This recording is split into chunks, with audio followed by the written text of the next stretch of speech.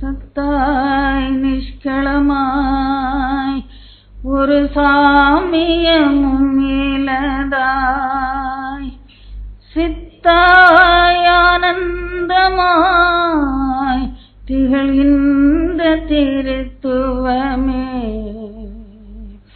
எத்தால் நான் அடியேன் கடை தேருவன் என் பவம் தீர்ந்து அத்தா உன்னை எல்லாம் எனக்கார் துணை ஆரூரவே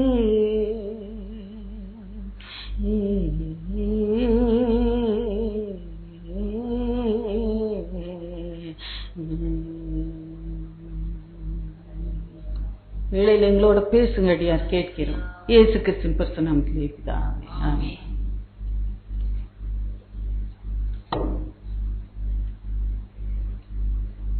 மீண்டும் உங்களை ஒரு நான் வாழ்த்தி வரவேற்கிறேன். என் மனைவி சொன்னா அவங்க கொடுக்கிற செய்திக்கும் நான் பேசுறதுக்கும் ரெலவன்ஸ் இருக்குமான்னு ஒரு காரியத்தை சொன்னாங்க. என் மனசுல ஓடிக்கொண்ட 3 நாட்களாய் ஓடிக்கொண்டு திருடிட்டு பேசியிருக்கிறார். விவரித்து பேசிவிட்டால் எனக்கு பேசுவதற்கு ஒன்றும் இல்லை. நான் எந்த செய்தி கொடுப்பேன் என்று அவளுக்கு தெரியாது. ஆனா மனதில் இருக்கிற பொண்டாட்டி மாதிரிலாம் கணவனுடைய மனசுல இருக்கலாம் திருட தெரியுமோ? சரி போகட்டும்.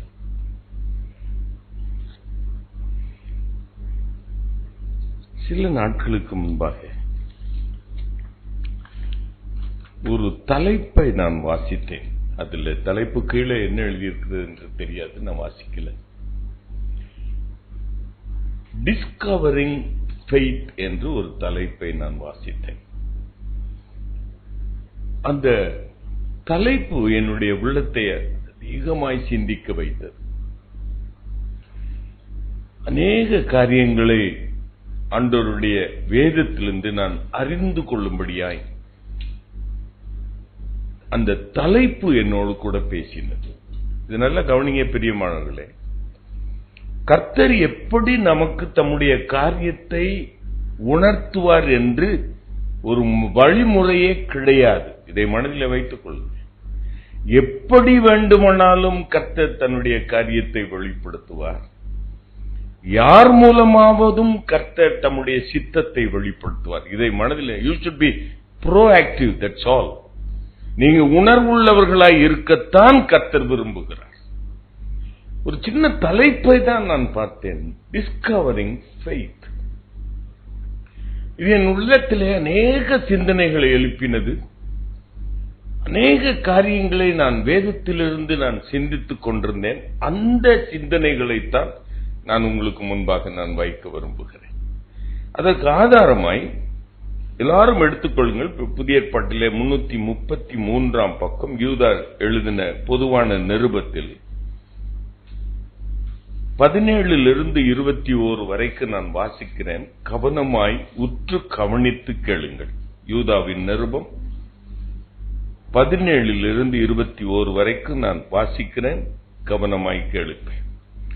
நீங்களோ பிரியமானவர்களே, நம்முடைய கர்த்தராகிய இயேசு கிறிஸ்துவின் அப்போஸ்தலரால் முன் சொல்லப்பட்ட வார்த்தைகளை நினைவு கூறுங்கள். மனைவி அடிக்கடியாய் சொல்வார், நானும் அடிக்கடியாய் சொல்லுவேன். வேதத்தை ஒரு தடவை கட்டாயம் நீங்கள் வாசிக்கணும். எத்தனையோ வருஷங்கள் வாசித்திருக்கிறோம். எத்தனையோ சத்தியங்கள் நமக்கு நன்றாய் தெரியும், ஞாபகத்திலே வைத்திருக்கிறோம். ஆனால் இங்கு யூதா நிருபத்தில் எழுதுகிறார், அவைகளை நீங்கள் நினைவு கூறுங்கள். இதுதான் நீங்க செய்ய போகிற இந்த 4 மாதங்கள். நீங்கள் வாசித்த தியானித்த வேத பகுதிகளை, நீங்கள் கேட்ட வேத பகுதிகளை கொஞ்சம் நினைவு கூறுங்கள் என்று சொல்லிவிட்டு சில காரியத்தை சொல்றார். கடைசி காலத்தில் தங்கள் துன்மார்க்கமான இச்சைகளின்படி நடக்கிற பரியாசக்காரர்கள் தோன்றுவார்கள் என்று உங்களுக்கு சொன்னார்களே. இவர்கள் பிரிந்து போகிறவர்களும் ஜென்ம சுவாபத்தாரும் ஆவி இல்லாதவர்களுமாமே. நீங்களோ பிரியமானவர்களே, உங்கள் மகா பரிசுத்தமான விசுவாசத்தின் மேல் உங்களை உறுதிப்படுத்திக் கொண்டு பரிசுத்த ஆவிக்குள் ஜெபம் பண்ணி தேவனுடைய அன்பிலே உங்களை காத்துக்கொண்டு நித்திய ஜீவனுக்கு ஏதுவாக நம்முடைய கர்த்தராகிய இயேசு கிறிஸ்துவினுடைய இரக்கத்தை பெற காத்திருங்கள். இதுல சில வார்த்தைகளை வைத்து நான் உங்களோடு கூட நான் பேச போகிறேன். கவனமாய் கேளு. கடைசி காலம் என்று சொல்லப்படுகிறது. நாம் இப்பொழுது கடைசி காலத்திலே நாம் வாழ்ந்து கொண்டிருக்கிறோம். நல்ல கவனிங்க பிரியமான. கடைசி காலம் என்று சொல்லும் பொழுது ஆண்டவருடைய 2ஆம் வருகையையே அநேகர் முக்கியப்படுத்துகிறார்கள், முக்கியப்படுத்தி பேசுகிறார்கள், பிரசங்கிக்கிறார்கள். ஆனால் அந்த 2ஆம் வருகை அவர் ராஜாவாக வருவார், நியாயம் தீர்க்க வருவார் என்று சொல்லி நமக்கு உபதேசிக்கப்படுகிறோம். எனக்கு அன்புக்குரியவர்களே, ஆனால் அந்த வருகை திருடனை போல இருக்காது. அல்லேலூயா சொல்லுவோமா? வேதத்தை நீங்கள் வாசித்தா நீங்க நன்றாய் புரிந்து கொள்வீங்க. அவர் வரும் பொழுது அவர் சபைகளோடு கூட இறங்கி வருவார். அப்பொழுது எல்லாரும் அதை நோக்கி பார்க்கும். அல்லேலூயா சொல்லுவோமா? திருடன் போல வருகிறதை எல்லாருடைய கண்களும் நோக்கி பார்க்க முடியாது. ஆகையினால அது ஒரு நிகழ்வு, இது ஒரு நிகழ்வு. கடைசி காலத்தில் ஒருவேளை அவர் நியாயாதிபதியாய் வருகிறார் என்று சொல்லிவிட்டு நாம் அதற்கு ஆயத்தப்படுத்துகிறோம் என்று சொல்லி அது இப்பொழுது வராது, அது காலதாமதமாகும் என்று சொல்லி நாம் அப்படியே வாழ்ந்து கொண்டிருக்கிறோம்.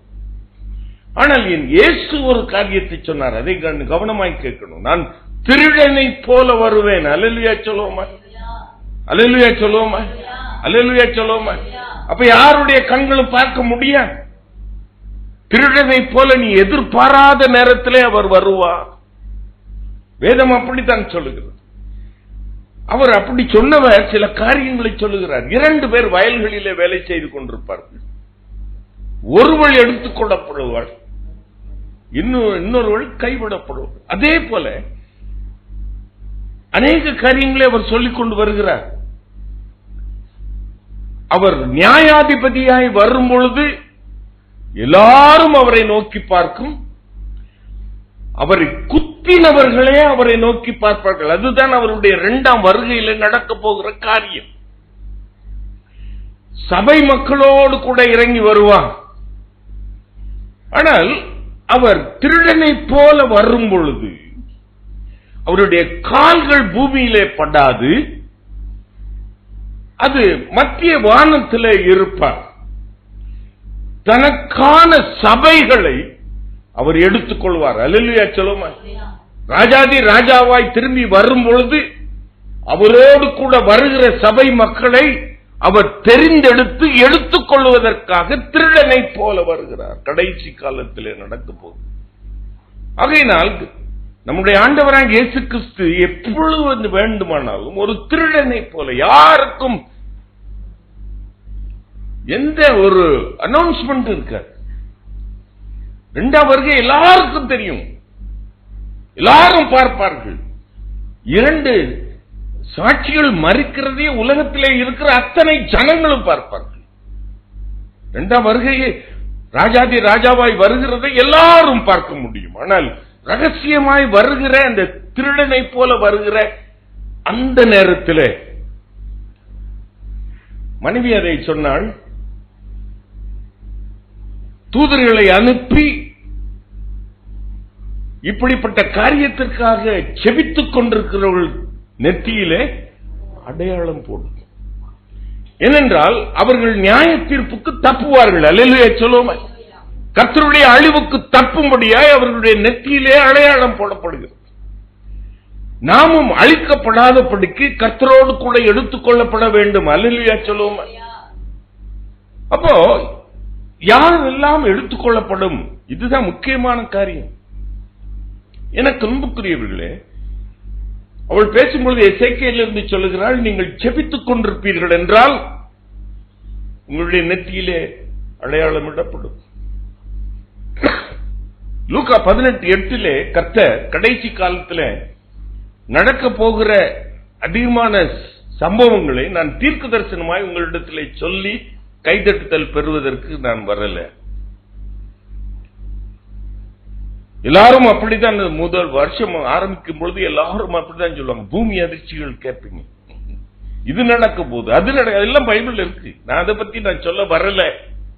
இந்த கடைசி காலத்திலே நடக்க போகிற காரியத்தை, உனக்கும் எனக்கும் கர்த்தர் எழுதி வைத்த காரியத்தை சொல்லுகிறேன்.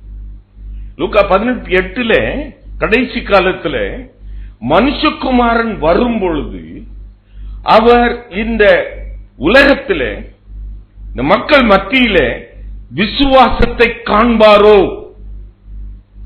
கடைசி காலத்தில் நடக்க போகிற ஒரு அப்பட்டமான ஒரு உண்மை, என் ஆண்டவர் சொன்ன வார்த்தை. அப்படி என்றால் என்ன? அவர் வரும் பொழுது என்னிடத்தில் விசுவாசம் காணப்படுமா? ஒருவேளை நான் நினைக்கிறேன் நம்முடைய விசுவாசம் இப்பொழுது குறைந்து கொண்டே வருகிறது. நம்முடைய சந்ததியிலே பார்த்தால், என்னுடைய முந்தின சந்தியை பார்த்தால், அவர்கள் விசுவாசத்தை மார்பிலே அணைத்துக் கொண்டு நம்பிக்கையோடு கூட மரித்தார்கள். ஆனால் இப்பொழுது நம்முடைய விசுவாசங்கள் குறைந்து கொண்டே வருகிறது. அல்லேலூயா சொல்லுவோமா? இது நிதர்சனமான உண்மை. 40-50 ஆண்டுகளுக்கு முன்பாக இருந்த விசுவாசம் இப்பொழுது மனிதனிடத்திலே காணப்படல. நம் விசுவாசம் குறைந்து கொண்டே வருகிறது. அப்படி என்றால் அந்த நிலைமையில உன்னுடைய பிள்ளைகளை குறித்து யோசித்து பார்க்க, உன் வயிற்றிலே வளர்கிற அந்த குழந்தையை குறித்து நீ யோசித்து பார்க்க. எனக்கே விசுவாசம் குறைந்து கொண்டு வருகிறது என்றால் நம்முடைய பிள்ளைகள், நம்முடைய பிள்ளைகளின் பிள்ளைகள், அவருடைய விசுவாசம் எப்படி இருக்கும்? அதைத்தான் ஆண்டவர் சொல்லுகிறார். அவர் விசுவாசத்தை காண்பாரோ? எனக்கு அன்புக்குரியவர்களை, ஆண்டவர் இன்னும் சொல்லி போன காரியம் லூக்கா 21, 22, 23 வீட்டுக்கு சென்று வாசித்து பாருங்க. பேதுருவை பார்த்து ஆண்டவர் சொல்லுகிறார். பேதுருவை பார்த்து சொல்லுகிறார் என்றால் இன்றைக்கு என்னை பார்த்து அவர் சொல்லுகிறார். பிசாசானவன் உன்னை கோதுமையை சுளையினால் புடைக்கிறது போல உன்னை புடைக்கிறதற்கு அவன் உத்தரவு கேட்டான். நானோ உன் விசுவாசம் ஒழிந்து போகாதபடிக்கு வேண்டுதல் செய்தேன். அப்படி என்றால் விசுவாசம் குறைந்து கொண்டே வருகிறது. அவர் இருந்த நாட்களிலே நம்முடைய விசுவாசத்தை ஊக்குவித்தார். இப்பொழுது குறைந்து கொண்டே வருகிறது. ஒன்று மாத்திரம், அவர் 33 ஆண்டுகள் இந்த உலகத்திலே ஜீவித்தார். அதில் 3.5 ஆண்டுகள் உனக்கும் எனக்கும் அந்த விசுவாசத்தை ஊட்டி வளர்ப்பதற்கு அவர் ஊழியத்தை செய்தார்.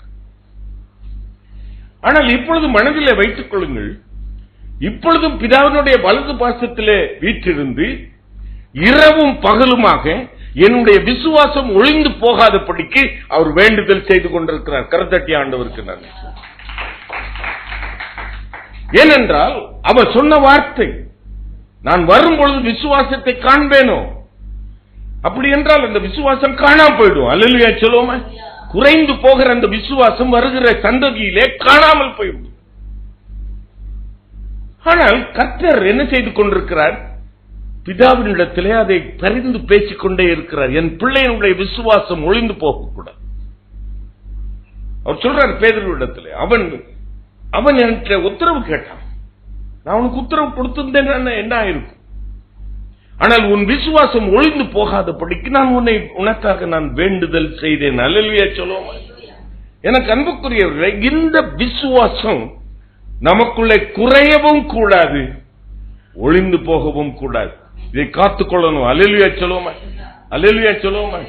ஆகையினால் தான் நீங்க தீமோத்தேயு 4ஆம் அதிகாரம் 6, 7, 8 வசனத்தை நீங்க வாசித்து பார்த்தீங்கன்னா, பவுலடியார் சொல்லுகிற நல்ல போராட்டத்தை போராடினேன், ஓட்டத்தை முடித்தேன், என் விசுவாசத்தை காத்துக்கொண்டேன். கடைசியில உன்னிலே அவர் பார்க்க போகிற காரியம் என்ன? விசுவாசம். எனக்கு ஊழியம் செய்தாயா ஊழியம் செய்யவில்லையா என்பதை அவர் எடை போட்டு பார்க்க மாட்டார். அவ்வளவு பெரிய ஊழியக்காரன், கிறிஸ்துவோடு கூட சிலுவையில் அறையப்பட்டவன். அவன் சொல்லுகிறான், என் விசுவாசத்தை நான் காத்துக்கொண்டேன். எனக்கு அன்புக்குரியவர்களே, இந்த விசுவாசத்தை உயிர்ப்பிக்க, ரிவைவ் பண்ணுவதற்கு, அல்லேலூயா சொல்லுவோம். பழைய பாட்டிலிருந்து நீங்கள் சம்பவம், அதான் எசேக்கியேலிருந்து வச்சோம்னா 2:34 அதிகாரத்தை வீட்டுக்கு சென்று வாசிப்பார். அந்த நாட்களிலே யோசியா என்கிறவன் ராஜாவாக ஏற்படுத்தப்படுகிறான். அவனுக்கு வயது 8. அந்த 8 வயதிலே அவன் ராஜாவாய் இருக்கும் பொழுது அவன் செய்கிற காரியங்களை அந்த அதிகாரம் முழுவதும் நீங்கள் வீட்டிற்கு சென்று வாசிப்பார். அவன் அந்த பட்டணம் பூரா பிரவேசிக்கிறான்.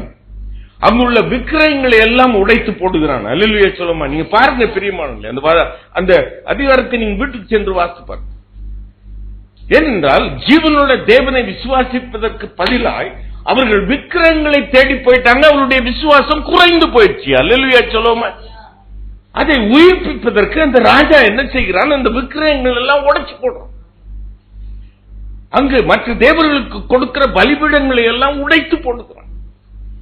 தேவாலயத்தை சுத்திகரிக்கிறான். அல்லேலூயா சொல்லுமா. சிலர் தேவாலயத்துக்குள்ளே பல தேவர்களுக்கு பலியிடுகிற பலியிடங்கள் கட்டப்பட்டது. இந்த தேவாலயத்துக்குள்ளே அவைகள் எல்லாம் அவன் சுத்திகரிக்கிறான், உடைத்து எறிகிறான். இதை கவனியமா வச்சுக்கோங்க. எலியா என்பவன், இஸ்ரவேல் ஜனங்கள் தேவனை விசுவாசித்தார்கள். அவர்களுடைய விசுவாசம் என்ன நிலைமையில இருந்துச்சு? தேவன் பேரிலே விசுவாசமும் இருந்துச்சு, மற்ற தேவர்கள் மீதும் கொஞ்சம் விசுவாசம் இருந்துச்சு. நல்ல கவனிங்க பிரியமானவர்களே. அப்படி என்றால் நாம் தேவன் பேரிலே உள்ள விசுவாசம் என்ன ஆயிருக்கு? சொல்லுங்களேன். குறைந்துருச்சு. 100% விசுவாசம்னா ஆண்டவர் மேல இருக்கிற விசுவாசம் 50% அல்லது 40%. மற்றவர் தேவர்கள் மீது ஒரு வச்சிருக்கிற விசுவாசம் 60%. அப்படி என்றால் என்னுடைய விசுவாசம் குறைந்து போயிடுச்சு. இதைத்தான் எலியா பார்க்கிறான். 1 ராஜாக்கள் 18 அதிகாரத்தை விட்டு சென்று பார்க்க. எதுவரைக்கும் நீங்கள் குந்தி குந்தி நடப்பீங்க? எதுவரைக்கும் நீங்க இஸ்ரவேல் தேவனாகிய கர்த்தர் மீது விசுவாசம் வைத்துக் கொண்டு பாகால் மேலும் விசுவாசத்தை எத்தனை நாள் இப்படி மாறி மாறி உங்களுடைய விசுவாசம் மாறிக்கொண்டே இருக்கிறது என்று சொல்லிவிட்டு ஒரு பெரிய சேலஞ்ச் விட்டுறான். நடக்கிறது அங்க 250 பாகாலுடைய தீர்க்கதரிசிகளை அவனை கரம் நீட்டி கொலை செய்து போடுகிறான். யோசியா ராஜா என்ன செய்தான்? பலிபீடங்களை உடைத்து போட்டான், விக்கிரகங்களை உடைத்து போட்டான். எலியா அந்த தீர்க்கதரிசிகளை, பாகால் தீர்க்கதரிசிகளை என்ன பண்ண? ராமரகிம நீங்க கொலை பண்ணி போட முடியுமா? அவனை கன்விக்ட் பண்ணவனே பட்டணமே எரிஞ்சிச்சே சார். என் ஆண்டவராக இயேசு கிறிஸ்து என்ன செய்தார்? தேவாலயத்துக்குள்ளே பிரவேசித்தார். அந்த தன்னுடைய ஜனங்கள் அந்த தேவனை மாத்திரம் என்றால் ஆண்டவர் அவருடைய கட்டளைகள் சொல்கிறது, உன்னுடைய முழு மனதோடும், முழு ஆத்மாவோடும், உன் முழு பலத்தோடும், உன் முழு இருதயத்தோடும் கூடத்தே அவரிடத்தில் அன்பு கூறுவாயாகும். ஆனா அந்த ஜனங்கள் அன்பு கூறுவதற்கு அந்த ஆலயம் ஒரு ஜெப வீடாக கருதப்பட்டது. அல்லேலூயா சொல்லுவோமே. ஏனென்றால் இந்த ஆலயத்தை பிரதிஷ்டை பண்ண சாலமோன் அவர் 1 ராஜாக்கள் 8 அதிகாரத்தை வீட்டுக்கு சென்று வாசிப்பார். ஒரு பெரிய ஜெபத்தையே எடுக்கிறார். அந்த அவர்கள் ஜெபம் பண்ண என்னென்ன நடக்கணும்? அந்த தேவாலயத்துக்கு பக்கம் திரும்பி பார்த்து ஜெபித்தாலே அது நடக்கணும். அல்லேலூயா சொல்லுவோமா. ஏனென்றால் கர்த்தர் அங்கே வாசமாய் இருக்கிறார். ஆனால் ஆண்டவராகிய இயேசு கிறிஸ்து அந்த நாளிலே ஊழியத்துக்கு வந்த நாட்களிலே அந்த தேவாலயத்தில் தேவன் ஆராதிக்கப்படுகிறதுக்கு பதிலாக அவரே தன்னுடைய வாயை திறந்து சொல்லுகிறார், என் வீடு ஜெப வீடு என்று எழுதப்படும், நீங்களோ அதை என்ன பண்ணீங்க? அடுத்த வாரம் பாருங்களேன், உங்க ஜெபாலயம் எல்லாம் கள்ளர் போய் ஆகும்.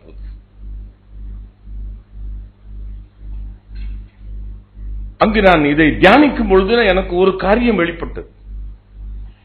அங்கு எல்லாரையும் ஆண்டவர் துரத்தி விடுகிறார்.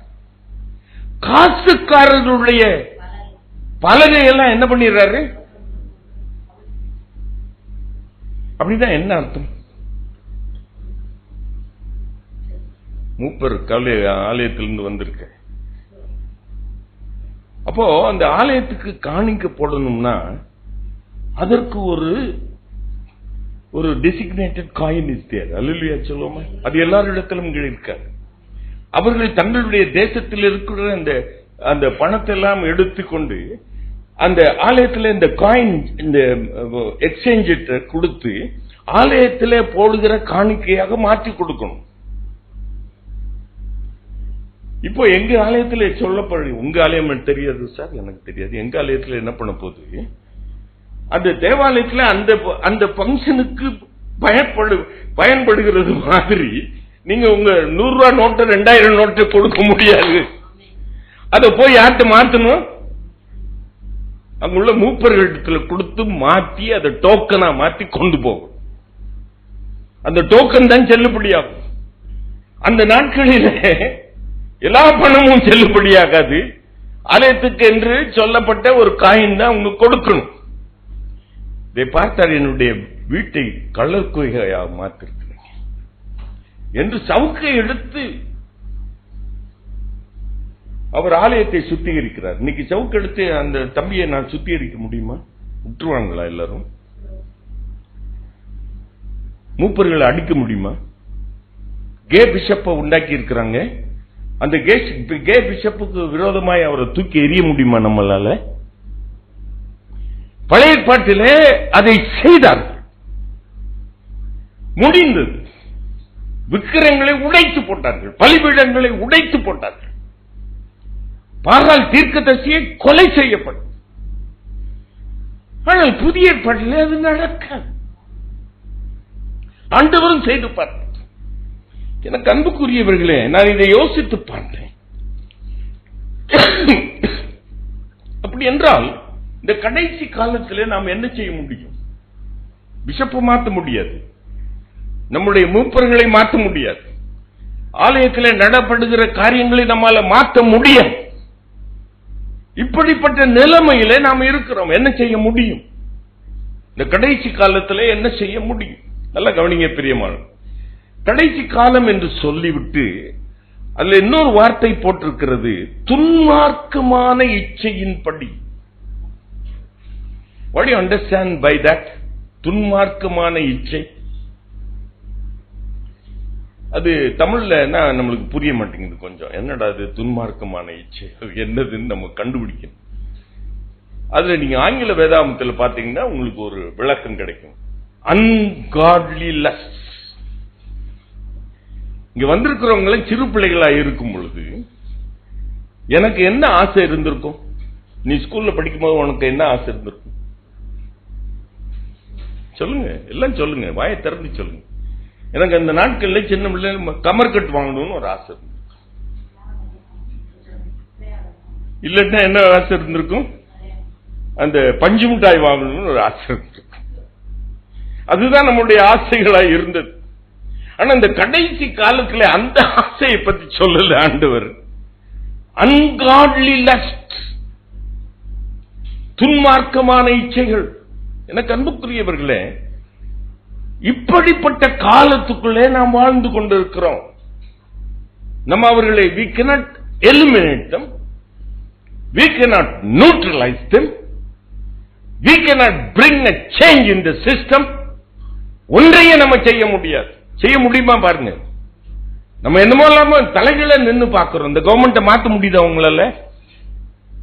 You are not able to do it. You are not able to change the system. Rajinikanth வந்தாரு, நான் பெருசா அவங்க கண்டுபிடிச்ச மாதிரி சொல்லிட்டாரு, இங்க சிஸ்டம் சரியில்லைன்னு. But you are not able to change the system. You cannot, because you cannot neutralise them. அவங்களை ஒழிச்சு கட்ட முடியாது. அந்த பலிபீடங்களை, அந்த தீர்க்கதரிசிகளை நீங்கள் கொண்டு போட முடியாது. You are not able to even convict a man. அவனுக்கு இன்னும் எத்தனையோ அவன் சிபிஐ கோர்ட்னா அதுக்கப்புறம் ஹைகோர்ட்டுக்கு போலாம், அதுக்கப்புறம் சுப்ரீம் கோர்ட்டுக்கு போலாம். இன்னும் there are certain avenues for him. இப்பவே அவனுடைய சாட்சிகள் எல்லாம் காணா போயிட்டு இருக்காங்களாம். You will not be able to eliminate them. You will not be able to neutralize them. இப்படிப்பட்ட காலங்களிலே துன்மார்க்கமான ஒரு இச்சைகள். அதுல சில இதெல்லாம் வாசித்தீங்கன்னா நீங்க அரண்டு போயிடுவீங்க. Not only he raped women, 40 men were castrated. அந்த ஆசிரமத்தில் இருந்த அந்த 40 ஆண்களுக்கு மேலாக என்ன பண்றாங்களா? they were castrated. திருப்பி ஒரு நியூஸ் நான் பார்த்தேன், அவனுக்கு அடிக்கடியா ஒரு soup கொடுப்பாங்களாம். the soup is made up of men's testicles. You are not able to neutralize him. The system in our country will not be able to neutralize them. அப்போ இந்த கடைசி காலத்தில் இருக்கிற இந்த துன்மார்க்க இச்சைகள், நடக்கிற பரியாசக்காரர்கள் தோன்றுவார்கள், இருப்பார்கள். உண்மைதான் பிரியமானவர்கள், இருப்பார்கள் என்றுதான் சொல்லுது. அவங்கள பழைய ஏற்பாட்டில் வழி நம்ம அவங்களை கொன்று போட முடியாது. we will not be able to neutralize them. இது தேவாலயத்துக்குள்ளே நடந்துருந்துச்சுன்னா தேவாலயத்தில் system you are not able to, you cannot make any improvement in your system. இப்படிப்பட்ட காலகட்டத்துக்குள்ளே நாம் வாழ்ந்து கொண்டிருக்கிறோம். அந்த காலகட்டத்திலே இருக்கிற நமக்கு தான் இது எழுதப்பட்டிருக்கிறது. கடைசி காலத்திலே என்ன நடக்குமா? எடுத்தவங்க வாசிங்க 2 தீமோத்தேயு 3ஆம் அதிகாரம்.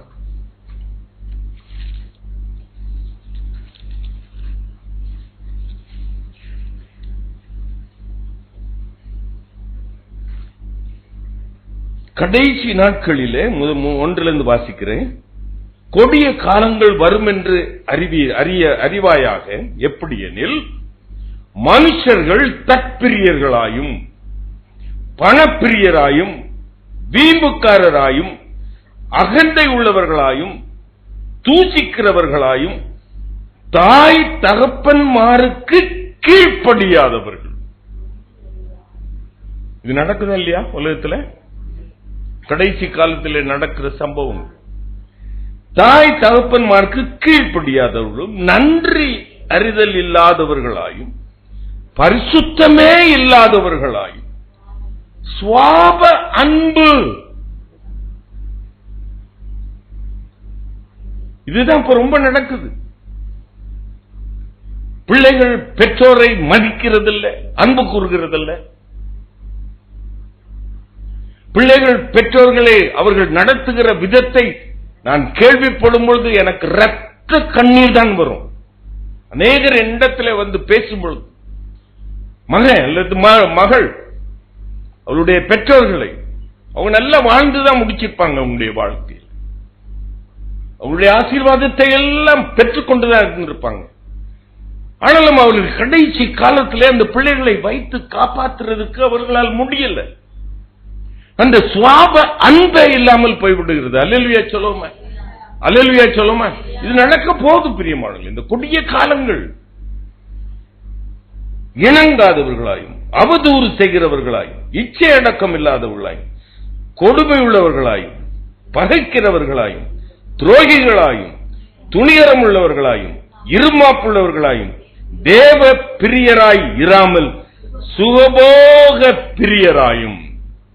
அதுக்கப்புறம் உனக்கு எனக்கு சொல்லப்பட்ட வார்த்தை, தேவ பக்தியின் வேஷத்தை தரித்துக் கொண்டு அதன் பலனை மறுதலிக்கிறவர்களாயும். இவர்களெல்லாம் எடுத்து கொலை செஞ்சு போடுன்னு எழுதியிருக்கிறார். முடியாது இல்ல, முடியாது இல்ல. We will not be able to neutralize them. பழைய ஏற்பாட்டில் செஞ்சபடி அவர்கள் எல்லாம் எடுத்து நம்ம வெட்டி போட முடியாது. You will not be able to do it. ஒண்ணுமே பண்ண முடியாது. அதான் மனைவி சொன்ன, என்ன பண்றேன்னு தெரியல. ஜெபிக்கிறோம், வெள்ளிக்கிழமை ஜெபிக்கிறோம், சனிக்கிழமை நியூஸ் பேப்பரை பார்த்தா எதெல்லாம் ஜெபித்தமோ எதெல்லாம் நடக்கக்கூடாதுன்னு ஜெபித்தமோ அது அத்தனையும் நடக்குது. என்ன செய்கிறது என்று தெரியல. I am not able to pinpointedly pray what I should pray. என்னல்ல இத்தனையோ நாட்கள் ஜெபித்துக் கொண்டுதான் வருகிறோம். நம்ம ஜெபம் கேட்கப்பட்டிருக்கா? தமிழ்நாட்டில் ஒரு மாறுதல் வந்திருக்கா? இந்திய தேசத்தில் ஒரு மாறுதல் கிடைச்சிருக்கா? 3 வருஷம் நம்ம ஜெபிச்சிருக்கோம், கண்ணீரோடு ஜெபிச்சிருக்கோம், ஆயிரக்கணக்கான மக்கள் கூடிக்கொண்டு ஜெபித்திருக்கிறோம். ஒரு மாறுதலும் இல்லை. ஆனால் இப்படிதான் நடக்கும் கடைசி காலத்திலே என்று ஆண்டவர் எழுதி வைத்திருக்கிறார். அல்லேலூயா சொல்லுமா. ஆகையினாலே இப்படிப்பட்டவர்களை விட்டு நீ என்ன பண்ணு? அவ்வளவுதான். That is a very beautiful command is given to us. உங்களை ஒண்ணும் செய்ய முடியாது sir. You cannot do anything. ஆனா இப்படிப்பட்ட காரியங்களை நீ செய்யாமலும் அவர்களிடத்தில் நீ சேராமலும் இருக்கணும். அல்லேலூயா சொல்லுவோமா? அல்லேலூயா சொல்லுவோமா? அவன் செய்யறானே, நானும் கொஞ்சம் கமிஷன் எடுத்தா என்ன தப்பு? நமக்குள்ள அப்படி வந்துருது இல்ல. நீங்க டிரான்ஸ்பருக்கு 5 லட்சம் கொடுத்திருந்தீங்கன்னா அந்த 5 லட்சத்தை எப்படி எடுக்கிறதுன்னு உங்களுக்கு ஒரு வழிமுறை வந்திருக்கும் இல்லையா? ஜனங்கள் எப்படி அதை செய்யறாங்கன்னு கண்டுபிடிச்சிருவீங்கல்ல. இப்படி வரலாமா? இப்படிப்பட்டவர்களை விட்டு விலகு. அதான் ஒரு ஜெனரல் கமாண்ட். அல்லேலூயா சொல்லுவோமா? அல்லேலூயா. ஆனால் விலகுவதற்கு பதிலாக, இதுதான் கர்த்தர் உன்னையும் என்னையும் ஆண்டவர் எச்சரிக்கிற விதம், அவர்களை விட்டு விலகணும்னு சொல்லுது. அப்படிப்பட்ட காரியத்தை நீ செய்யாமல் அவர்களை விட்டு நீ விலகு. அதுதான் யூ பி குவைட். அல்லேலூயா சொல்லுவோமா? You be quiet. You cannot change the system. You cannot change the administration of your church. ஒண்ணும் பண்ண முடியாது. கரடியா கட்டி பார்க்கலாம். Probably you may resign from that position, but you will not be able to correct that situation. அப்ப என்ன செய்ய முடியும்? இதைத்தான் ஆண்டவர் சொல்லுகிறார். நல்ல கவனிங்க பிரியமான. ஆனால் அவர் சொல்லுகிறதை செய்யாமல், சொல்லுகிறத 2 காரியத்தை மட்டும் சொல்ல போறேன். ஆனால் அவர் சொல்லுகிறதை செய்யாமல் 1 தீமோத்தேயு 4ஆம் அதிகாரம் 3-4 வாசித்து பாருங்க. அதை விட்டு விலகாதபடிக்கு அவர்கள் ஆரோக்கியமான உபதேசத்தை பொறுக்க மனதில்லாமல் செவித்துண உள்ளவர்களாகி தங்கள் சுய இச்சைகளுக்கேற்ற போதகர்களை தங்களுக்கு திரளாக சேர்த்துக் கொண்டு சத்தியத்துக்கு செவியை விலக்கி கட்டுக்கதைகளுக்கு சாய்ந்து போகும் காலம் வரும். அவர்களை விட்டு விலகுவதற்கு பதிலாக அவர்களோடு நாம் என்ன செய்கிறோம்? தம்பி, உனக்காக தான் நான் செய்தி கொடுக்கிறேன். அவர்களோடு நீ கூட்டு சேராதபடிக்கு. அந்த நாட்களிலே நான் ஆண்டவரை அறியாத நாட்களில் இதை சொல்லட்டும். ஆண்டவரை அறியாத நாட்களிலே, ஆனால் வேதத்தை தெரியும், நல்ல பக்தியுள்ள குடும்பத்தில் வந்தவன், அப்படிப்பட்டவன் தான். ஹார்வெஸ்ட் ஃபெஸ்டிவலுக்கு தவறாமல் செல்லுகிறவன் தான். He was the secretary of the church. I was there to auction. Hallelujah சொல்லுமா. அப்போ Simon, doctor Simon was a very young man. அப்போ எனக்கு எத்தனை வயசு இருக்கும்? 32, 33 வயசு இருக்கும். அவங்க எல்லாம் கொஞ்சம் வாலிப வயது. அப்போ I was the secretary.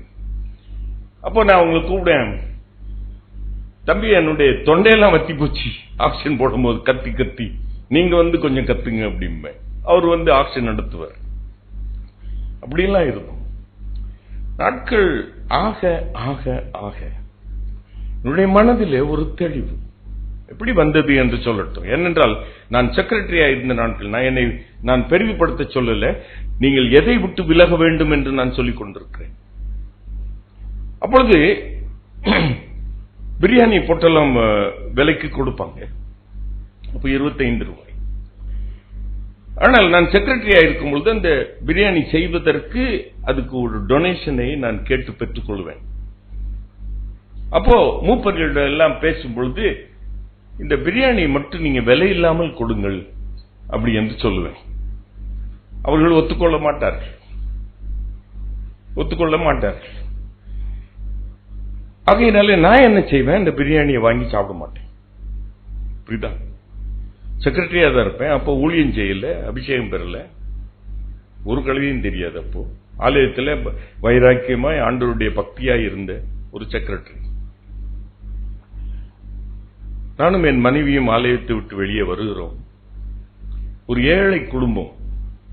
That's what you should be proactive. ஒரு ஏழை குடும்பம் வந்து கொண்டிருக்கிறது. அப்போ அங்க 2 பிள்ளைகள் கூட நடந்து போறாங்க. இந்த தாயோடு கூட ஒரு பிள்ளை கேட்கிறாள், ஒரு பையன் கேட்கிறான், அம்மா பிரியாணி வாங்கி கொடு.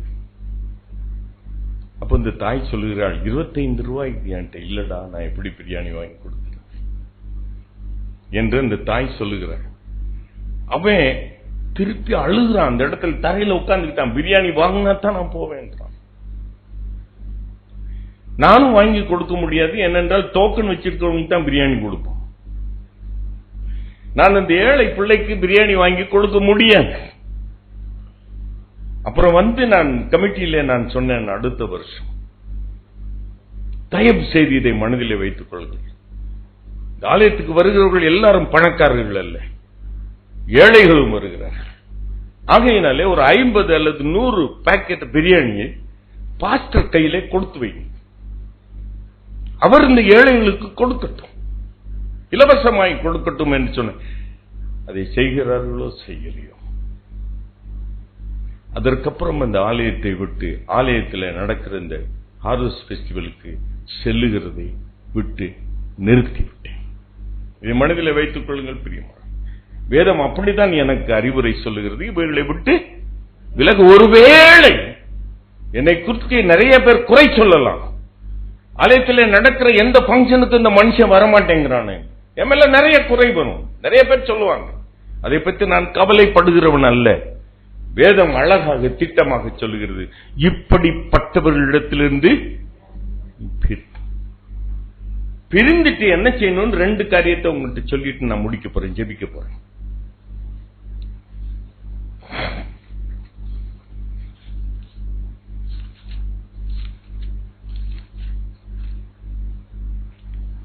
நீங்களோ பிரியமானவர்களே, கர்த்தர் எனக்கு கொடுத்த ஒரு கட்டளை, நீயோ என் பிரியமானவர்களே, உங்கள் மகா பரிசுத்தமான விசுவாசத்திலே உங்களை உறுதிப்படுத்திக் கொண்டு, அல்லேலூயா சொல்லுவோமா? அவர் சொல்லுகிறார், அவர்களை விட்டு பிரிந்து போ. ஆனால் அந்த பரிசுத்தமான விசுவாசத்திலே நீ உறுதிப்படுத்திக் கொள்ள, அல்லேலூயா சொல்லுவோமா? அந்த விசுவாசத்தை விட்டு நீ விலகி போக கூடாது. விசுவாசத்தை விட்டு வழுவி நாம் திரும்பி போக முடியாது. அந்த விசுவாசத்தை குறைய நாம் விட்டு கொடுக்க முடியாது. அல்லேலூயா சொல்லுவோமா? அல்லேலூயா சொல்லுவோமா? அந்த மகா பரிசுத்தமான விசுவாசத்தில் நீ உன்னை உறுதிப்படுத்திக் கொண்டு பரிசுத்த ஆவிக்குள் ஜெபம் பண்ணி கர்த்தருடைய இரக்கத்தை பெற்றுக்கொள்ள காத்திருங்கள். அல்லேலூயா சொல்லுவோமா? கர்த்தர் கொடுக்கிற ஒரு கட்டளை. இந்த 4 மாதங்களும் நான் என் விசுவாசத்திலே என்னை உறுதிப்படுத்திக் கொண்டு பரிசுத்த ஆவிக்குள் நான் ஜெபம் பண்ணி 2018 வருஷம் அவருடைய கிருபையை பெற்றுக்கொள்ள நான் காத்திருக்கிற ஒரு நாட்கள். அல்லேலூயா சொல்லுவோமா? இந்த 4 மாதங்களும் நீங்கள் ஆண்டவருடைய பாதத்திலே அவருடைய இரக்கத்தை பெற காத்திருக்கிற நாட்கள். அல்லேலூயா சொல்லுவோமா? என் விசுவாசத்திலே என்னை உறுதிப்படுத்திக் கொண்டு. இதை நல்லா கவனிக்கணும். ஏன் இந்த 2 காரியத்தை யூதா தன்னுடைய நிருபத்தில் எழுதி வைத்திருக்கிறார்? நீங்கள் வேதத்தை நீங்கள் எல்லாத்தையும் வாசித்து பார்த்தீங்கன்னா, ஏன்னா அப்போஸ்தலர்கள் சொன்ன எல்லா பிரமாணங்களையும் அது முதல்ல சொல்றாருல்ல, அவரு நினைவு கூறுங்கள், கர்த்தருடைய வார்த்தைகளை நினைவு கூறுங்கள். அப்படி என்றால் வேதத்திலே சொல்லப்பட்ட காரியத்தை நீங்கள் நினைவு கூறணும். அல்லேலூயா சொல்லுவோமா? சீஷர்கள் ஆண்டவரிடத்திலே 2 பிரதானமான காரியத்தை கேட்டார்கள். 3 பிரதானமான காரியம். அதுல ஒரு காரியத்தை பற்றி நான் பேச வரல. கடைசி காலத்தில் என்ன நேரிடும் என்று கேட்டாங்க சீஷர்கள். அவரிடத்துல கேட்டாங்க. நான் அதை பத்தி இந்த முதல்ல சொல்லிட்டேன், கடைசி காலத்தில் நடக்க போறது என்ன என்று சொல்லிவிட்டேன். இன்னொரு 2 காரியத்தை ஆண்டவரிடத்துல கேட்கிறார். அதுல என்ன? எங்களுக்கு ஜெபிக்க கற்றுக் கொடுங்கள். அல்லேலூயா சொல்லுவோமா? அல்லேலூயா சொல்லுவோமா? அவர்கள் பிரதானமாய் ஆண்டவரிடத்தில் கேட்டு பெற்றுக்கொண்ட காரியங்கள், கடைசி காலத்திலே அவர்கள் வாழ அவர்கள் ஜெபிக்க கற்றுக் கொடுங்கள் என்று சொல்கிறார். கர்த்தர் ஜெபத்தை கற்றுக் கொடுக்கிறார். கரந்தட்டி ஆண்டவருக்கு நன்றி. கற்றுக் கொடுப்பது மாத்திரமல்ல, அவர் ஜெபித்து அவர்களுக்கு வழிகாட்டினார். அல்லேலூயா சொல்லுவோமா? அல்லேலூயா. இரண்டாவது, அந்த சீஷர்கள் இயேசுவிடத்தில் கேட்ட இன்னொரு காரியம், ஆண்டவரே எங்கள் விசுவாசத்தை வர்த்திக்க பண்ணுங்க. லூக்கா 17:5. இரண்டு முக்கியமான காரியங்களை இந்த கடைசி காலத்தில் அவர்கள் செய்ய வேண்டிய காரியங்களை அந்த சீஷர்கள் அவர்கள் தீர்க்க தரிசனமாக ஆண்டவரிடத்தில் கேட்டார்கள். அல்லேலூயா சொல்லுவோமா? ஆண்டவர் அவர்கள் கேட்டபடி அவர்கள் ஜெபிக்கிறது எப்படி என்று கற்றுக் கொடுத்தார். அல்லேலூயா சொல்லுவோமா? அல்லேலூயா சொல்லுவோமா? அந்த விசுவாசத்தில் வர்த்திக்க பண்ண வேண்டும் என்று, இந்த விசுவாசத்தை குறித்து கொஞ்ச நேரம் நான் உங்களோடு கூட பேசுறேன். இந்த விசுவாசத்திலே நீங்கள் உறுதிப்படுத்திக் கொள்ளணும் என்று சொன்னேன். ரோமர் 12ஆம் அதிகாரம் 3வது வசனத்தை நீங்க வீட்டுக்கு சென்று வாசித்து பாருங்க. எல்லா ஆத்துமாக்களும் தேவனுடையது. அல்லேலூயா சொல்லுமா? எல்லா மனுஷரும் ரட்சிக்கப்படுவதுதான் தேவனுடைய சித்தம். அவன் கிறிஸ்தவனோ கிறிஸ்தவன் அல்லாதவனோ, இந்துவோ முஸ்லீமோ சீக்கியனோ புத்திஸ்டோ, அதை பற்றி கவலை இல்லை. இந்த உலகத்திலே படைக்கப்பட்ட அத்தனை பேரும் சொந்தமானவர் யார்? நம்முடைய ஆண்டவர். எல்லா மனுஷர்களுக்கும் அவர் ஆண்டவர். ஆகையினாலே எல்லா மனுஷருக்கும் கிறிஸ்தவர்கள் கிறிஸ்தவர் அல்லாதவர் என்று பாகுபாடு பண்ணாதபடிக்கு எல்லாருக்குள்ளும் அவனுக்கு வேண்டிய ஒரு விசுவாசத்தை அவர் பகிர்ந்து கொடுக்கிறார் என்று வேதம். Each man has got a measure of faith. எல்லா மனுஷனும், கிறிஸ்தவம் மாத்திரம் அல்ல, இந்துக்களுக்கும் மற்றவர்களுக்கும் ஒரு விசுவாசத்தை அவர் பகிர்ந்து கொடுக்கிறார். அவனுக்கு ஏற்றவாறு அவனுக்கு தகுந்த விசுவாசத்தை, அது ஆங்கிலத்தில் வாசித்தா பாருங்க, தமிழ்ல எப்படி என்ன சொல்லப்பட்டிருக்கிறது? 12:3 வாசிங்க. அவனுக்கு தேவன் பகிர்ந்த, each man God has given a measure of faith. This is a very fundamental faith. Hallelujah சொல்லுமா? இந்த விசுவாசத்தை தான் நாம் கடைசி வரைக்கும் காத்துக்கொள்ளணும். அல்லேலூயா சொல்லுவோமா? அல்லேலூயா சொல்லுவோமா? இந்த விசுவாசத்தை மற்றவர்களுக்கு கொடுக்கப்பட்ட அந்த விசுவாசம் அளவு, எனக்கு கொடுக்கப்பட்ட அந்த விசுவாச அளவு எதை செய்கிறது என்றால், ஆண்டவராகிய இயேசு கிறிஸ்து தேவன் என்று அறிகிற ஒரு விசுவாசம். அல்லேலூயா சொல்லுவோமா? நல்ல கவனிங்க பிரியமான. இந்துக்களுக்கும் அந்த விசுவாசத்தை வைத்திருக்கிறார்கள். அந்த விசுவாசத்தை கொண்டு ஆண்டவரே இயேசுவே ரட்சகர் என்று அவர்கள் விசுவாசிக்கத்தக்கதாக அவர்களுக்குள்ளும் ஒரு விசுவாசத்தை வைத்திருக்கிறார். ஏற்ற காலத்திலே அவர்கள் அதை விசுவாசிப்பார். அதற்கென்று கர்த்தர் அவர்களுக்குள்ளே ஒரு ஃபண்டமெண்டல் ஃபெய்த்தை வைத்திருக்கிறார். அல்லேலூயா சொல்லுவோமா? இதான் பரிசுத்தமான விசுவாசம். அல்லேலூயா சொல்லுவோமா? இதை மனதில் வைத்துக் கொள்ளுங்கள். இதுதான் பரிசுத்தமான விசுவாசம் என்று நான் பறைசாற்றிக் கொண்டிருக்கிறேன். எனக்குள்ளே ஒரு விசுவாசத்தை வைத்திருந்தார். அந்த விசுவாசத்தை கொண்டு எபேசியர் 2:9 பாருங்க. அந்த விசுவாசத்தை கொண்டுதான் அவருடைய கிருபையினால் என்னை ரட்சித்தார். அல்லேலூயா சொல்லுவோமா? அப்படி என்றால் எனக்கு கொடுக்கப்பட்ட அந்த பரிசுத்தமான ஒரு விசுவாசம், the measure of faith which has been given to each man, hallelujah சொல்லுமா, each woman, கர்த்தர் கொடுத்த அந்த விசுவாசத்தை வைத்துதான் ஆண்டவரை அறிந்து, அவர் தெய்வம் என்று அறிந்து, அவர் ரட்சகர் என்று அறிந்து, நான் பாவி என்று அறிந்து, நான் மனம் திரும்பி அவருடைய கிருபையினால் ரட்சிக்கப்படுகிறேன். அல்லேலூயா சொல்லுமா? You are not saved only by the grace of God, you are saved by your faith, your fundamental faith. You are saved by your faith through the grace of God. அவருடைய கிருபை இல்லாமல் நாம் ரட்சிக்கப்பட முடியாது.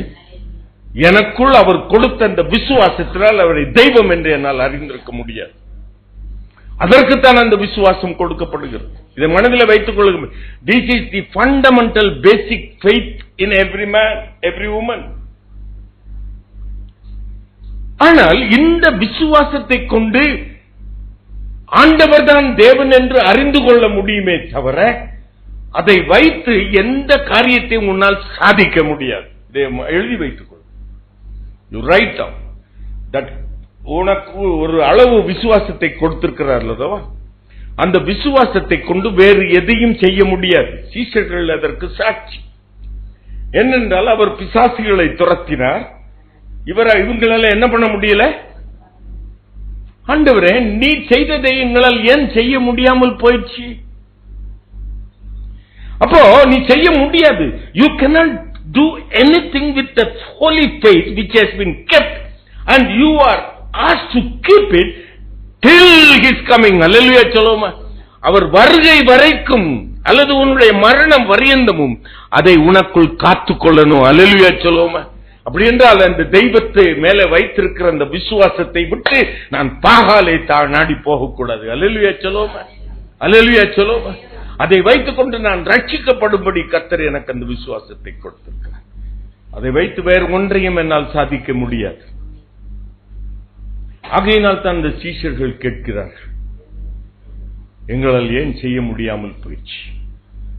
அப்பொழுது ஆண்டவர் சொல்லுகிற பதிலையும் கேளுங்க. எல்லாவற்றையும் அந்த அந்த வேத வார்த்தைகள் என்ன சொல்லுகிறது என்று கேட்டு உணருங்கள். அல்லேலூயா சொல்லுவோமா. இது உங்களுடைய அவிசுவாசத்தின் நிமித்தம் தான். இது உபவாசத்தினாலும் செபத்தினாலுமே போகும். அப்படி என்றால் அங்கு ஒரு தொக்கு வைக்கப்பட்டிருக்கிறது.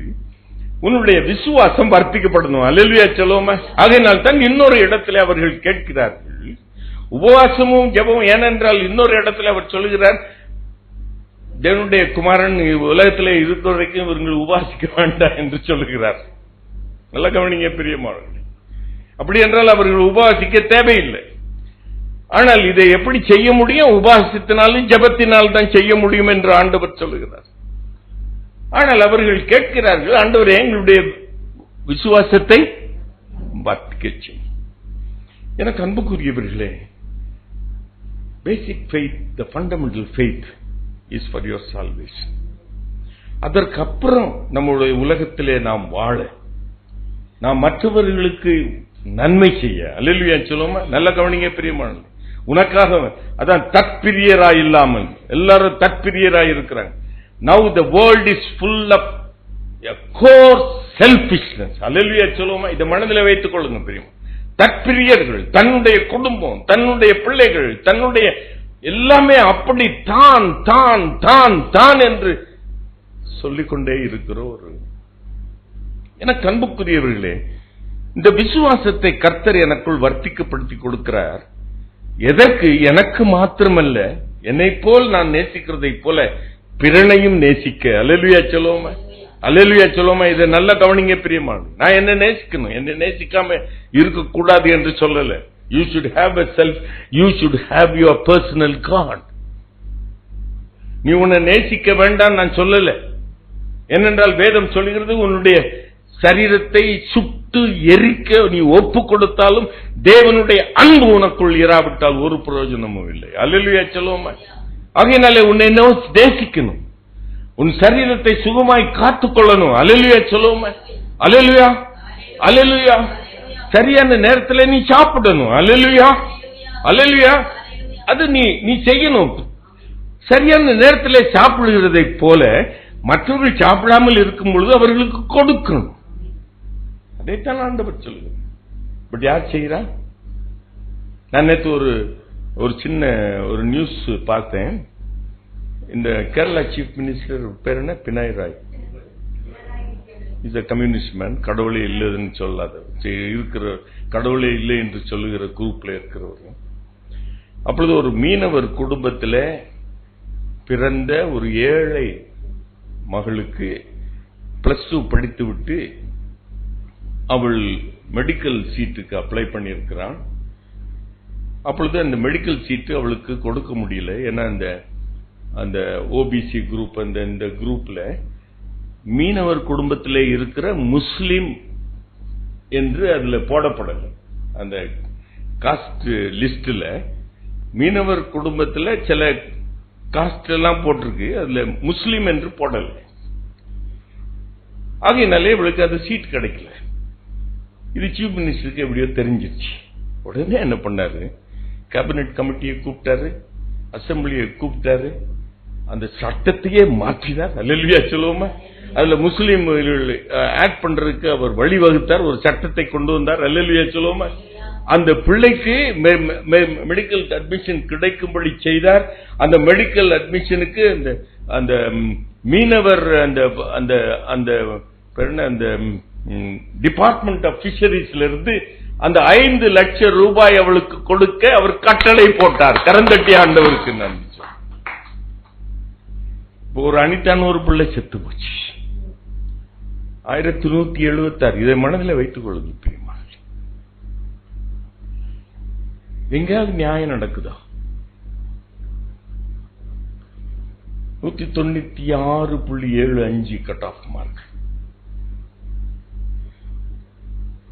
அவளுக்கு யாரோ சொல்லியிருக்கணும், நீட்ல இருந்து எக்ஸம்ஷன் கிடைச்சிரும். அதனால ஹைகோர்ட் என்ன பண்ணிட்டான், அந்த சுப்ரீம் கோர்ட் என்ன சொல்லிட்டான், திடீர்னு என்ன பண்ணிட்டான், நீட் எக்ஸாம் வைன்னு கவர்மெண்ட்டுக்கு ஆர்டர் கொடுக்குறான். நீ 2ஆம் தேதிக்குள்ள பரீட்சை வைக்கணும். 4-5 நாள் தான் இருக்கு. 4-5 நாளில நீ பரீட்சையை வச்சு அதை லிஸ்ட் போடணுங்கிறான். இவன் அந்த கடைசி நேரத்தில் எப்படி ப்ரிப்பேர் பண்ணுவா? அவளால் ப்ரிப்பேர் பண்ண முடியுது. ஏனென்றால் அவளுக்கு கொடுக்கப்பட்ட செய்திகள் எல்லாம் நீட் இல்லாம போயிடும். இந்த 1 வருஷத்துக்கு தப்பிச்சுக்கலாம் என்றுதான் அவளுக்கு சொல்லப்பட்டிருக்கிறது. ஆகையினால இந்த பரீட்சைக்கு அவள் தன்னை அவள் நிச்சயமாய் ஆயத்தப்படுத்தி இருந்திருப்பாள், நிச்சயமா அவள் பெற்றிருப்பாள். பிசிக்ஸ் அண்ட் மேத்ஸ்ல 200க்கு 200 அப்படி அழகான மார்க் வாங்கி இருக்கிறான். அவளுக்கு கிடைக்கல. நான் இன்றைக்கு சொல்லட்டும், ஏதாவது மந்திரின்னு தான் சொல்லணும். கவர்மெண்ட் கோட்டா, பிரைவேட் மெடிக்கல் காலேஜில் கவர்மெண்ட் கோட்டா இருக்குமா? தெரியாது. இருக்கும்ல கவர்மெண்ட் கோட்டா இருக்கும், மேனேஜ்மெண்ட் கோட்டா இருக்கும். அப்ப இந்த பிள்ளை 1176 வாங்கி இருக்கிறது என்று சொல்லி கவர்மெண்ட் கோட்டால ஏதாவது ஒரு காலேஜில் அவளுக்கு இடம் வாங்கி கொடுத்திருக்கலாம்ல. 22ஆம் தேதி அவளுக்கு ஆர்டர் வருது. 1ஆம் தேதி அவ தற்கொலை செய்கிறான். 9 நாட்கள் இருக்கிறது. இதையாவது இந்த யாராவது செய்திருக்கலாம்ல. பிலந்தராபிஸ்ட் கூட உடனே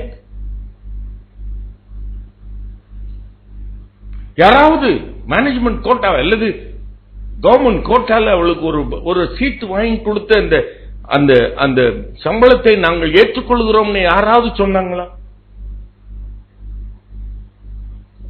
எல்லாரும் தற்பிரியர்களாய்.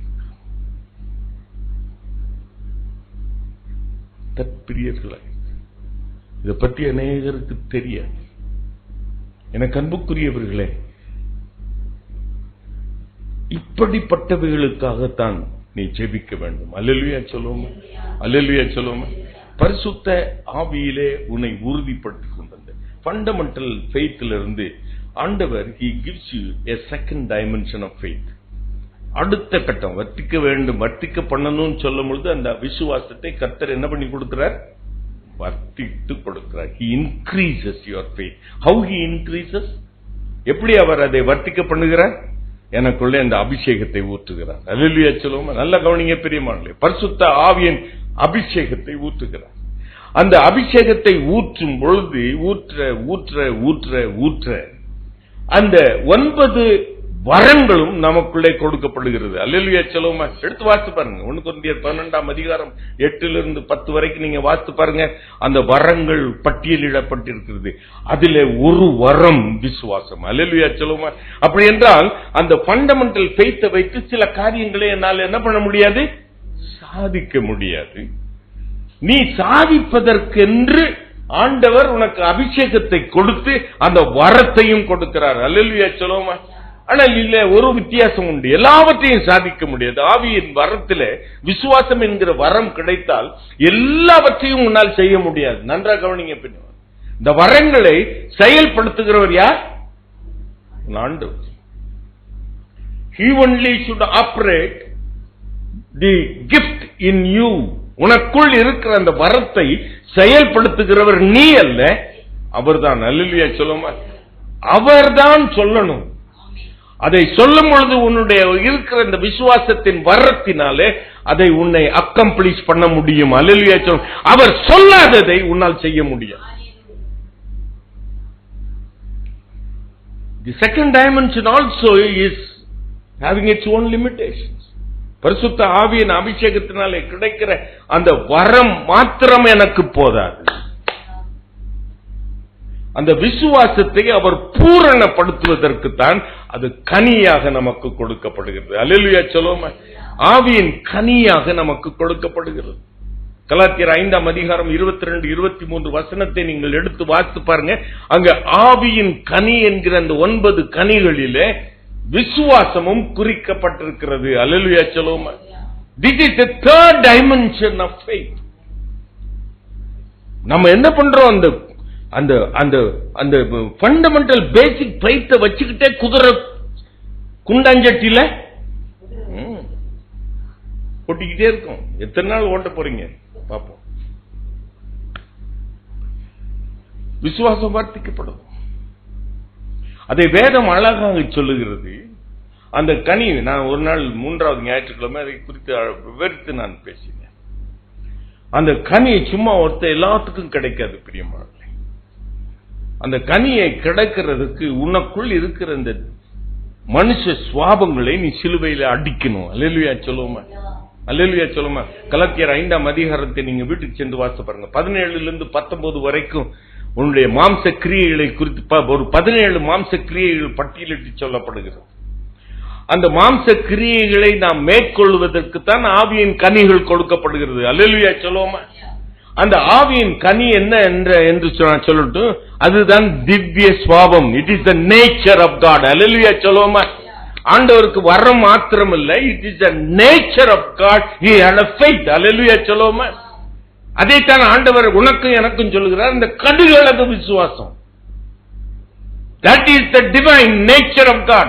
ஒரு கடுகளவு நீ விசுவாசம், தேவனுடைய அந்த சுவாபம் உனக்குள்ளே இருந்துச்சுன்னா, அந்த கனி இருந்துச்சுன்னா, நீ என்ன வேணாலும் செய்யலாம்.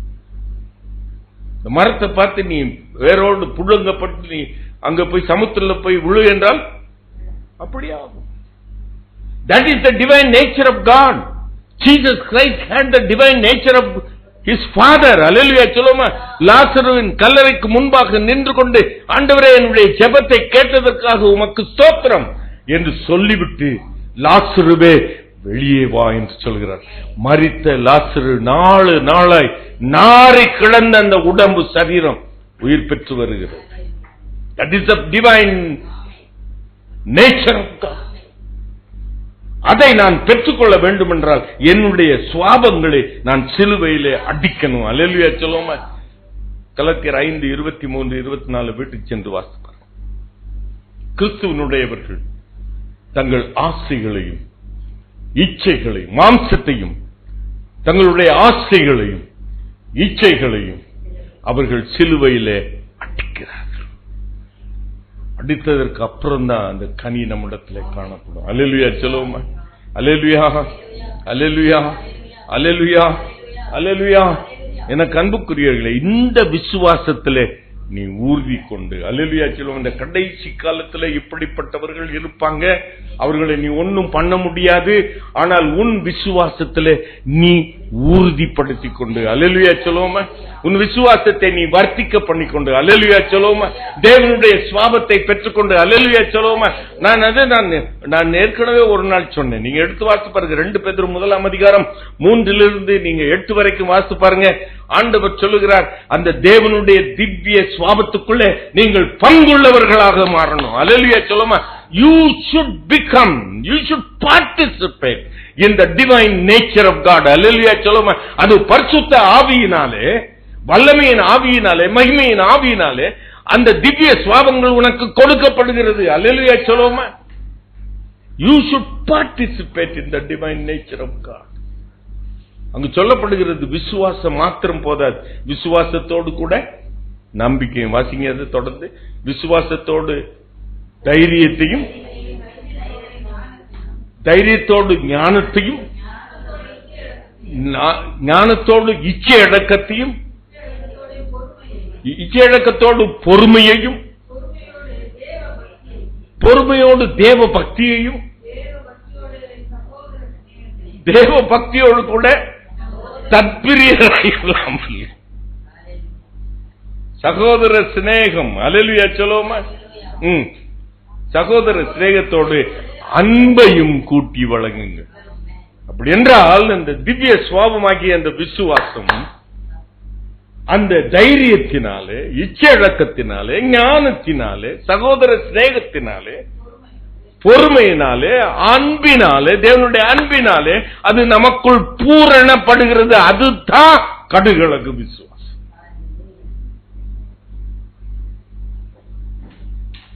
புரியுதா?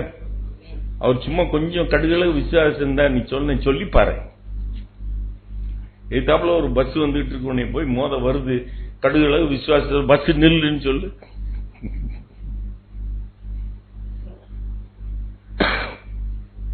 அன்புக்குரியவர்களே, நீங்கள் விசுவாசத்திலே உங்களை உறுதிப்படுத்திக்கொள்ளும்.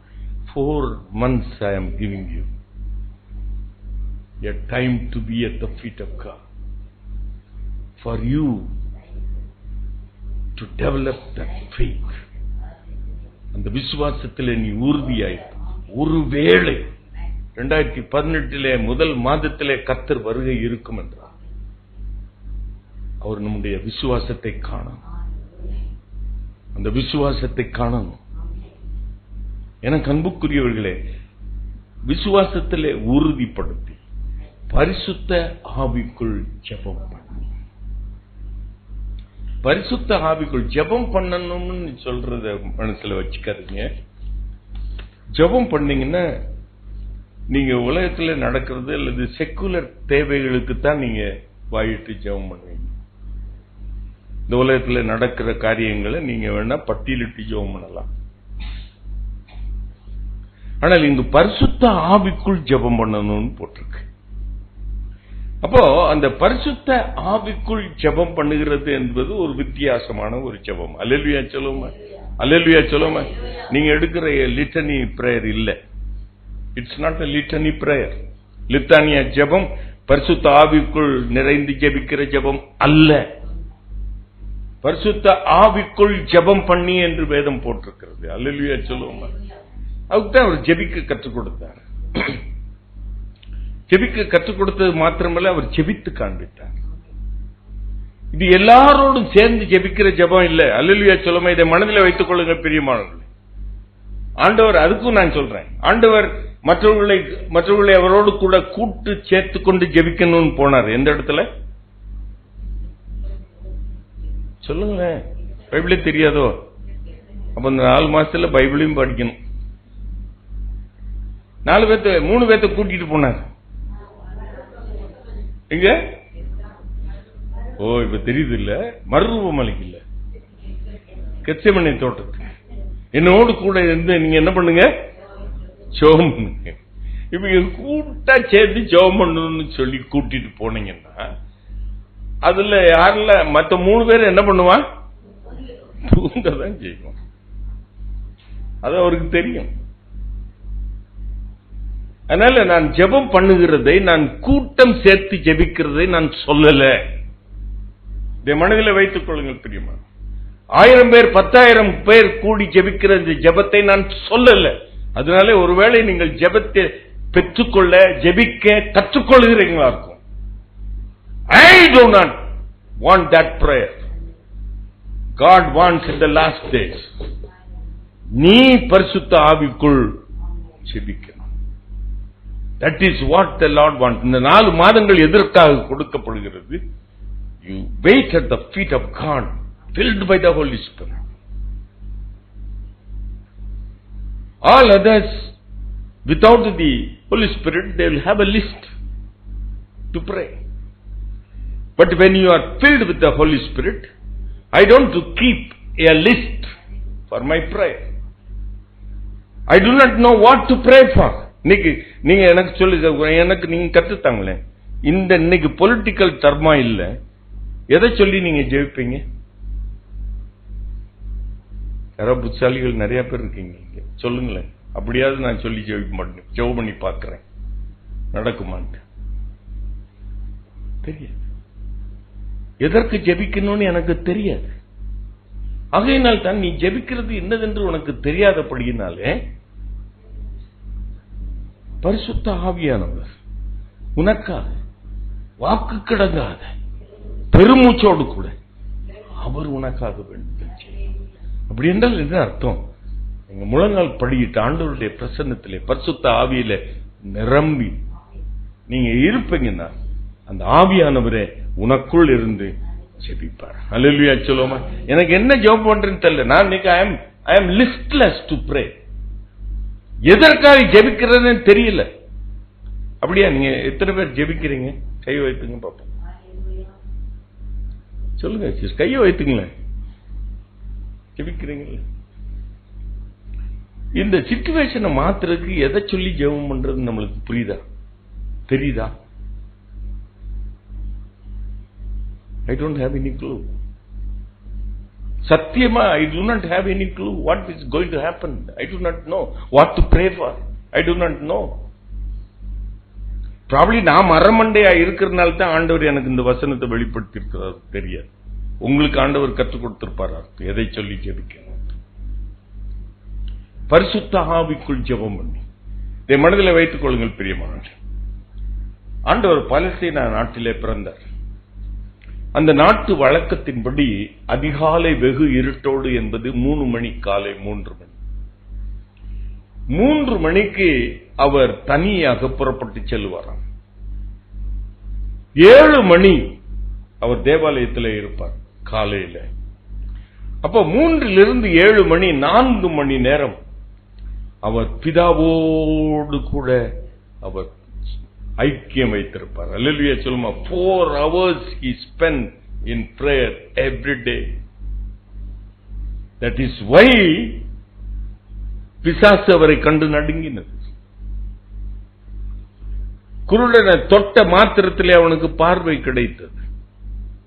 Because he spent 4 hours in prayer. Just like that he was able to cast away the demon. But you spend only a moment in prayer, but you spend a full day to cast away the demon.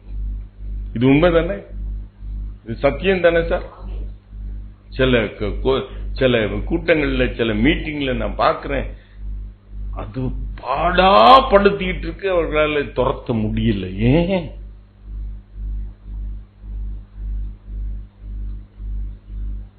Your prayer. So I want you to, the 4 months, wait at the feet of God. நான் 4 மணி நேரம் ஜெபிக்கணும்னு நான் சொல்லல. I am nobody to suggest even that to you. எப்பொழுதெல்லாம் உங்களுக்கு நேரம் கிடைக்குதோ அமைதியாய் கர்த்தருடைய பாதத்தில் நீங்க காத்துங்க. பரிசுத்த ஆவியிலே நிரம்பி நீங்க வேண்டுதல் செய்யுங்க. கர்த்தர் உங்களுக்காக வேண்டுதல் செய்வார். ஆவியானவர் உங்களுக்காக வேண்டுதல் செய்வார். கர்த்தர் பெரிய காரியத்தை 2018 நமக்கு கொடுக்கணும். அல்லேலூயா சொல்லுவோமா. I am expecting something to happen in 2018. இது இன்னும் கண்டினியூ பண்ணிச்சுன்னா நம்மளால முடியும். You will not be able to. என்ன மோடி இப்பவே சொல்றான், you wait for January, what is going to happen you will know அப்படின்னு. என்னத்தை சொல்றானோ, இப்போ இருக்கிற 2000 ரூபாய் செல்லாதுன்னு சொல்ல போறானோ என்னமோ. You do not know what that upstart will do. He does not listen to anybody. So அவன் எதை வச்சுக்கிட்டு செய்வான்னு நம்மளுக்கு தெரியாது. இப்படிப்பட்டவன் கரத்துல தான் நம்ம கவர்மெண்ட் இருக்கு. அதனால கர்த்தர் நமக்கு இரக்கம் செய்யணும். அல்லேலூயா சொல்லுமா. Are you sleep peacefully, brother?